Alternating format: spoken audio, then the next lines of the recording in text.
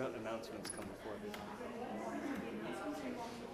But why don't you play? I don't know why the announcements were put before that. You should play first.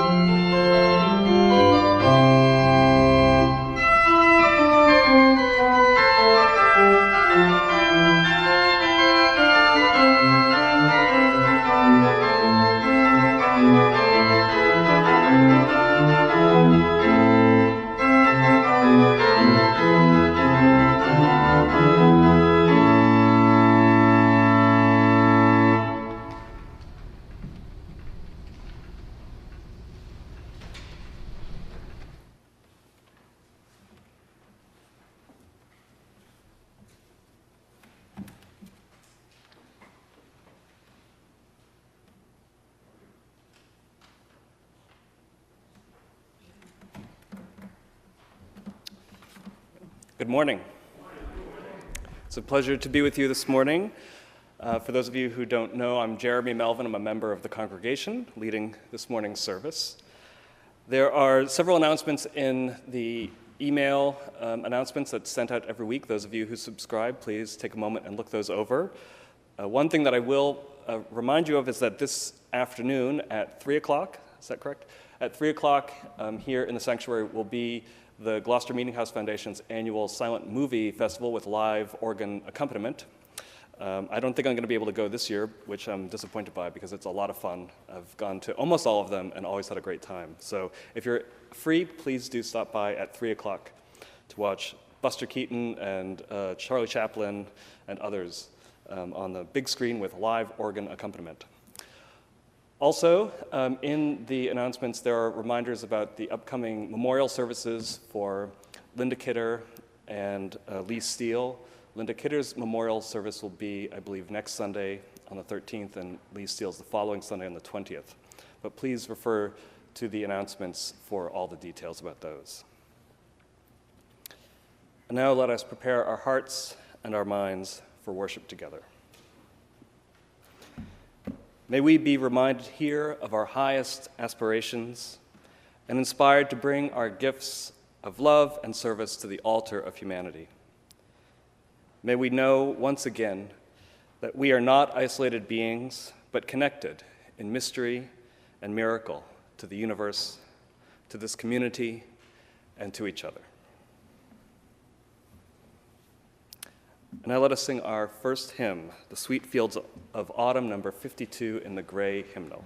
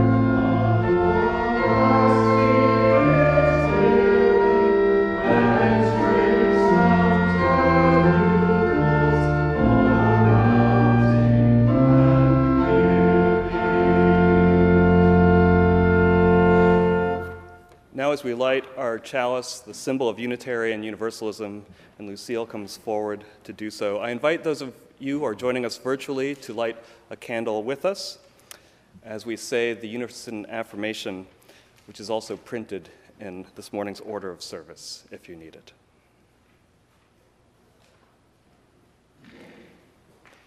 In the light of truth and the warmth of love, we gather to seek, to sustain, and to share. Life is a gift for which we are grateful.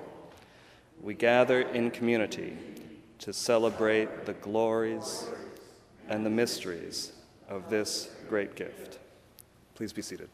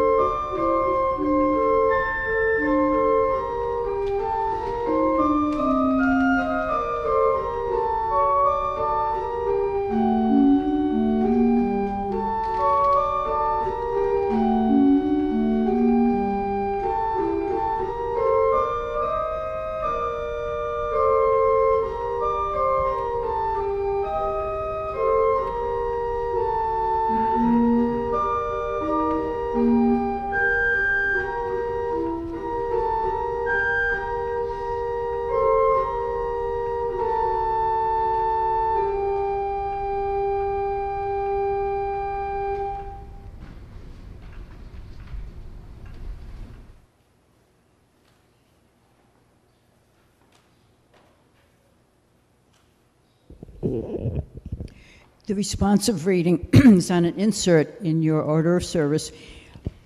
Please read the italicized portions. It's by Kathleen McTeague. In the struggles we choose for ourselves, in the ways we move forward in our lives and bring our world forward with us, it is right to remember the names of those who gave us strength in this choice of living. It is right to name our we share the history of those lives. We belong to the same emotion. They too were strengthened by what had gone before. They too were drawn on by the vision of what might come to be. Those who lived before us, who struggled for justice and suffered injustice for us, have not melted into the dust and have not disappeared. They are with us still. The lives they lived hold us steady. Their words remind us and call us back to ourselves. Their courage and love evoke our own. We, the living, carry them with us. We are their voices, their hands, and their arms. We take them with us, and with them we choose to be the path of hope.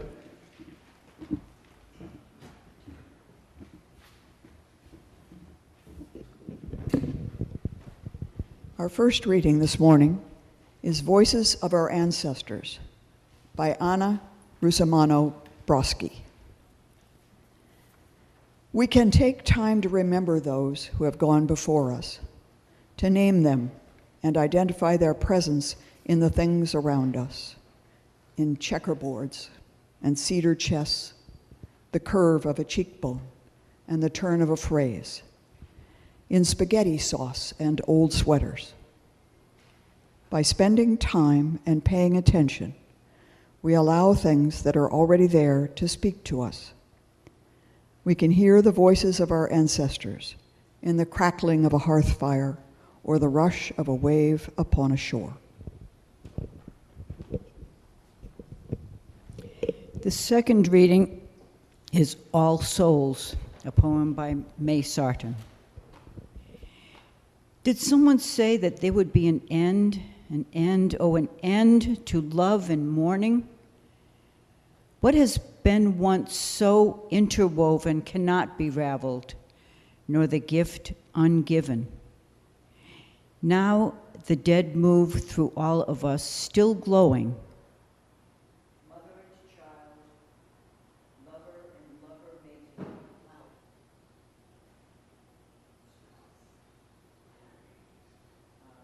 Mike seems to have gone out. Mother and child, lover and lover mated, are wound and bound together and flowing. What has been plaited cannot be unplaited. Only the strands grow richer with each loss, and memory makes kings and queens of us. Dark into light, light into darkness spin. When all the birds have flown to some real haven, we who find shelter in the warmth within, listen and feel new cherished, new forgiven, as the lost human voices speak through us and blend our complex love, our mourning without end.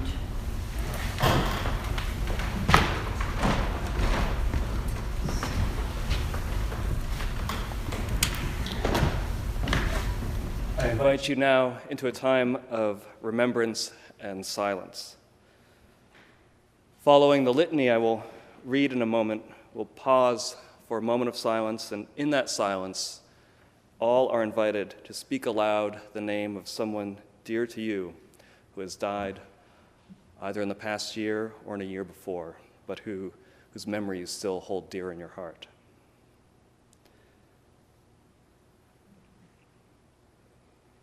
These are the days of memory. It has always been so for our kind after the leaves have fallen.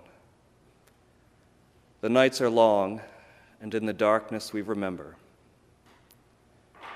These are days of reflection. The long horizontal rays of the afternoon sun spill across the earth with the golden light of memory. A chilling breeze at twilight stirs the ground cover of leaves, stirring also our thoughts. The elusive beauty of red sunsets we would hold if only we could. But darkness seeps from below the horizon. Day turns into dusk, into night.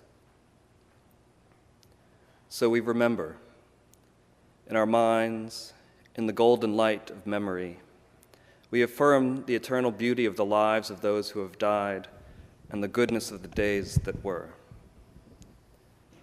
These are the days of memory, of reflection, of affirmation. It has always been so for our kind, after the leaves have fallen. Let us now say their names in the silence.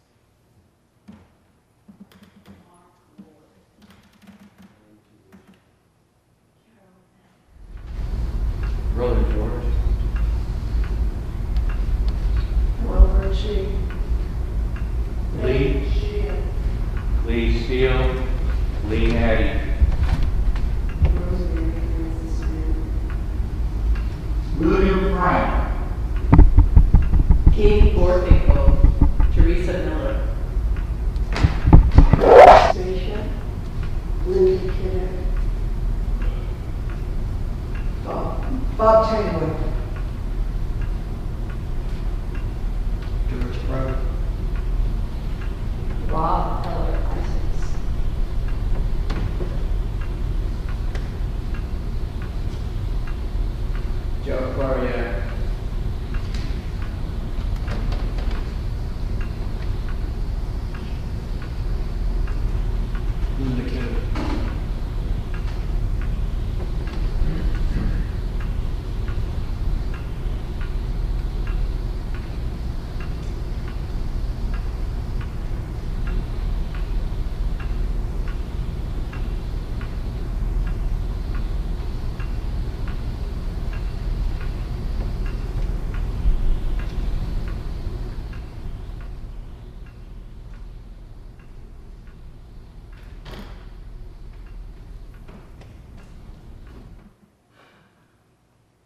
We also remember all those whose names, though not spoken aloud here this morning, are held in our hearts in silence.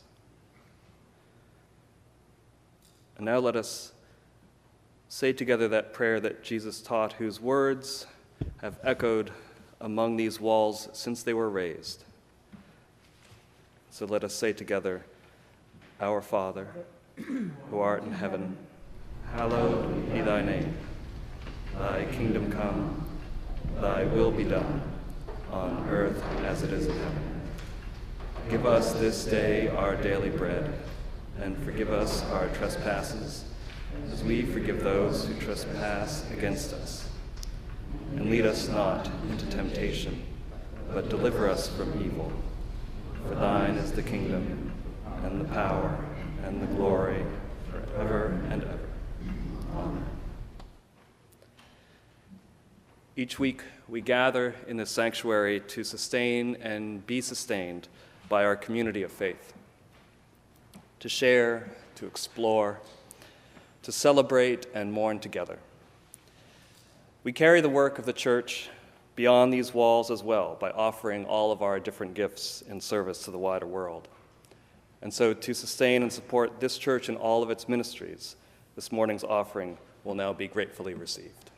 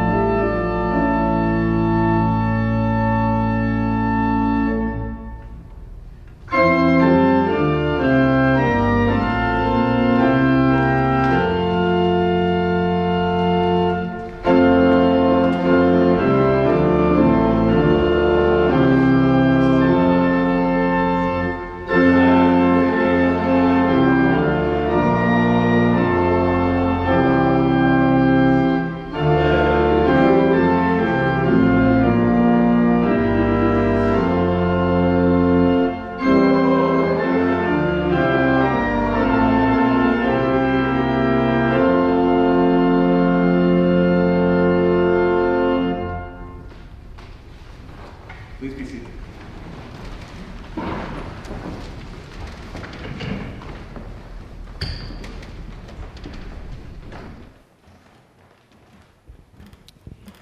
Alchemy by Nancy Schaffer. That distillation of soul, which of all possessions is most precious, comes, if we are faithful, out of sorrow.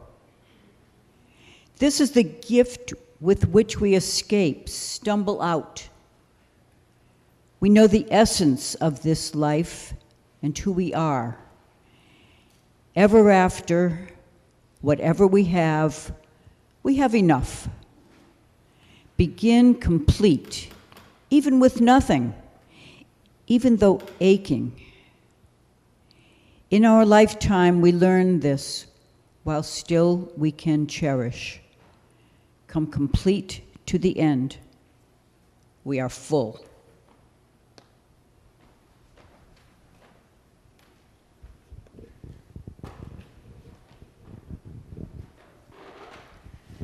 Legacy by the late UU minister Elizabeth Tarbox. Maybe love does not die, is not obliterated by hurts or anger. Maybe love does not dissipate or sink like silt to dry out in the sun. Maybe love is not wasted or silly or found to be something other than love. Perhaps the love that settled about our shoulders and caressed us for a spell was created by ancient lovers from Sumer and Pompeii, blown by the winds around the South China Sea, gathering strength across continents and through centuries. When we let go of it, perhaps it floated on, embracing other strangers unexpectedly, who turned toward each other, seeing the other for the first time, changed by the cloud of love that has gathered them together. Oh, my dear, do not despair that love has come and gone. Although we are broken, the love that spilled out of us has joined the love that circles the world and makes it blessed.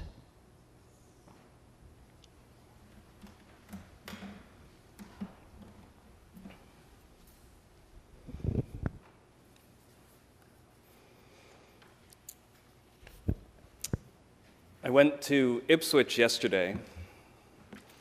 I grew up there, but I go there very infrequently, or at least I don't go very much to the part of town in which I spent most of my childhood, where I actually lived and grew up. And when I do go through that part of town, I'm usually driving and just passing through. But yesterday I got out of my car and was on foot, probably for the first time in years in that part of town. And it was Halloween there yesterday. Children were dressed up and trick-or-treating with their parents to all the different shops on Market and Central Streets, and even up on top of Town Hill where I was. Halloween, the time of year when things are turning from one to another, when the veil between the world of the past and the present slips or flutters, and the spirits can pass through more easily than at other times. The time of the year when time itself is changing. The light of the day goes so much more quickly into dusk and night, so that our pace of living changes with it. We're inside earlier, living quieter and slower than we do in the riot and bright bustle of the summer. As I walk through the streets and paths that my childhood inhabited on this, what was a beautiful fall day, I could feel the past and present slipping in and out, almost moving together, indistinguishable, especially in those moments when I would be surprised by some often very intense memory.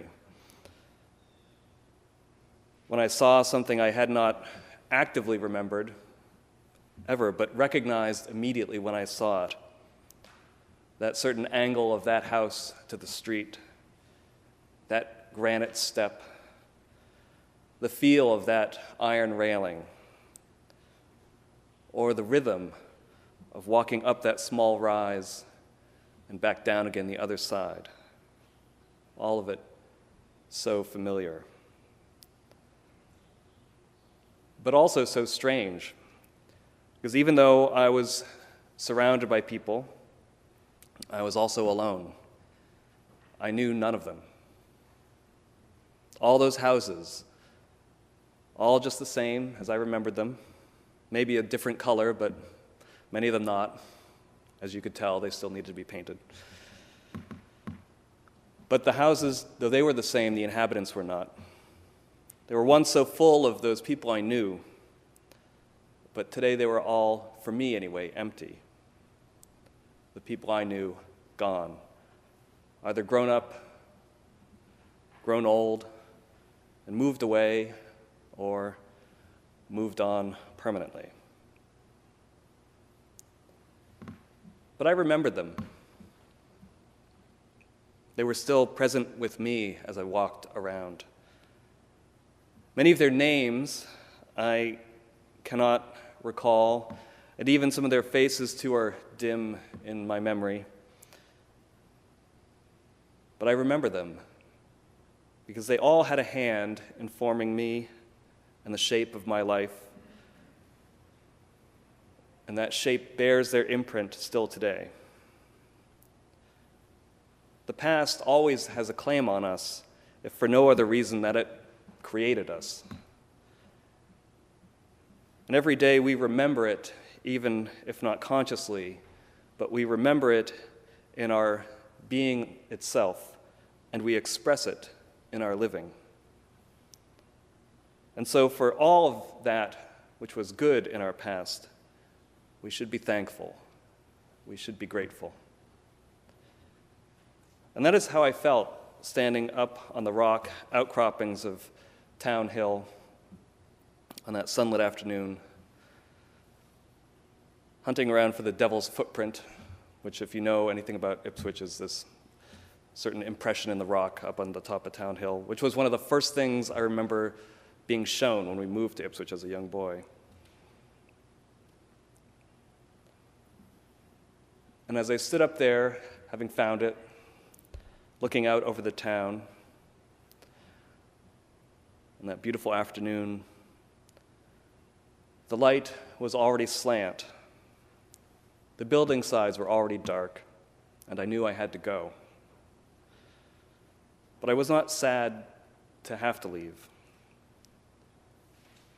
because the future has a claim on us too, and an even greater claim than the past does, because the future is what we are responsible for. We today, in this very moment, are forming the future, shaping the coming days. And we best honor those who came before us by crafting it well, even if it will end up looking quite different than the shape of things that were, because it must look different. It cannot stay the same. And so I was happy as I walked down Town Hill, the night approaching, because I knew another day, today, would be dawning soon, and it would be beautiful too. Now, our closing hymn is number 103, For All the Saints.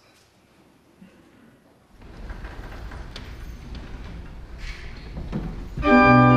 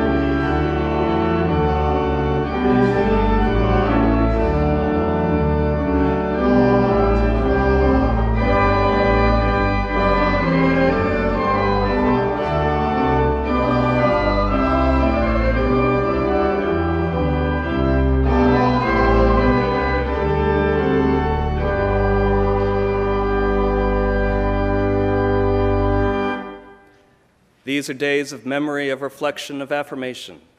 It has always been so for our kind after the leaves have fallen. And now may the peace which passes understanding, the peace that comes with acceptance and gratitude, the peace of love known and love remembered, be with you today and always. Amen. Now let us say together the words to extinguish our chalice.